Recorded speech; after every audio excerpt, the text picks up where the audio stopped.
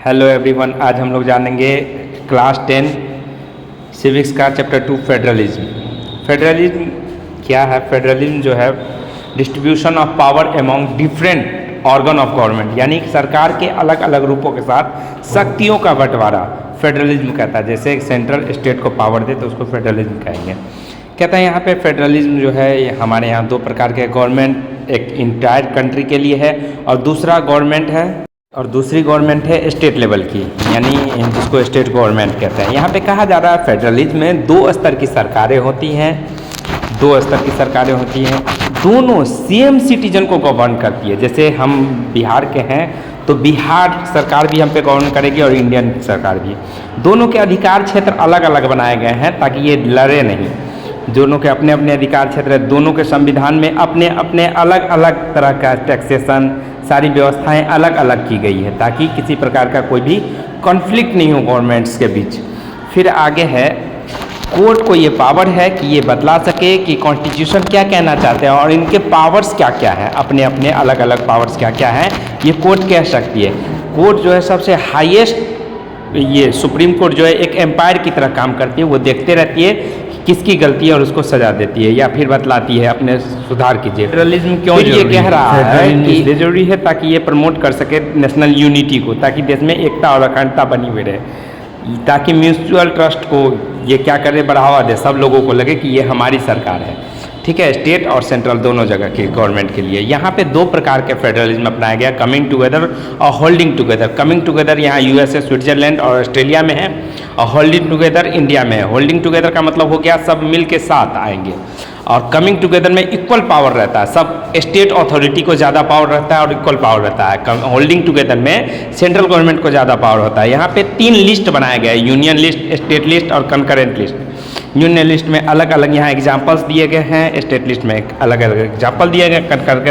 Concurrent list में जो सूची इन दोनों लिस्ट में नहीं है उसको अलग से रखा गया कंकरेंट लिस्ट। जैसे फॉरेस्ट्री है, ट्रेड है, यूनियन है, मैरिज है, ये सब लोगों के लिए जरूरी है, तो इसको ना स्टेट में रखा गया ना यूनियन लिस्ट में रखा गया। इसको बारी बारी से अच्छे से देख लीजिएगा। फिर आगे कह रहा है कि स्टेट का निर्माण हमारे यहाँ कैसे हुआ। सबसे पहला टेस्ट जो है हमारे यहाँ लिंग्विस्टिक स्टेट का निर्माण करना था, ये हमारे लिए सबसे पहला टेस्ट था। ये इसको याद रखिएगा, ऑब्जेक्टिव में पूछता है। कहता है स्टेट का निर्माण कैसे हुआ, तो कल्चर के आधार पे, इथनिसिटी के आधार पे, ज्योग्राफी के आधार पे, जैसे कि नागालैंड, उत्तराखंड, झारखंड, इन सब सारे राज्यों का निर्माण इथनिसिटी, ज्योग्राफी के आधार पे हुआ, ना कि लैंग्वेज के आधार पे। फिर यहाँ पे दूसरा टेस्ट जो है हमारे फेडरलिज्म के लिए वो लैंग्वेज पॉलिसी है। लैंग्वेज पॉलिसी यहाँ पे कहा जाता है कि हिंदी को 40% ही लोग बोलते हैं हिंदी, तो इसलिए इसको ऑफिशियल लैंग्वेज बनाया गया है। राष्ट्रभाषा नहीं है ये, सिर्फ ऑफिशियल लैंग्वेज बनाया गया। ऑफिशियल लैंग्वेज 2 है, हिंदी और इंग्लिश दोनों। फिर आगे हम लोग देखते हैं कि सरकार के बीच में जो सामंजस्य है वो कैसे बैठती है। कोएलिशन गवर्नमेंट आजकल बन रही है, गठबंधन की सरकार है। इससे क्या होता है, शेयरिंग ऑफ पावर ज़्यादा होता है। ठीक है, फिर है थर्ड टायर गवर्नमेंट, जिसको लोकल गवर्नमेंट भी कहते हैं। उसमें 2 तरह की गवर्नमेंट है, अर्बन और ये रूरल।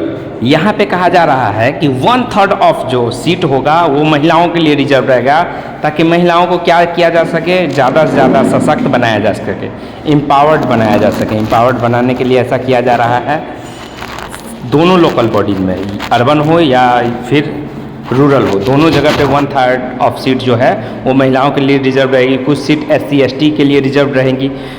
फिर है कह रहा है कि रूरल लोकल बॉडी जो होता है उसको कॉमनली हम लोग जानते हैं पंचायती राज व्यवस्था के नाम से। इसमें अलग अलग स्तर होते हैं, पंचायत समिति होता है, जिला के लिए जिला परिषद होता है।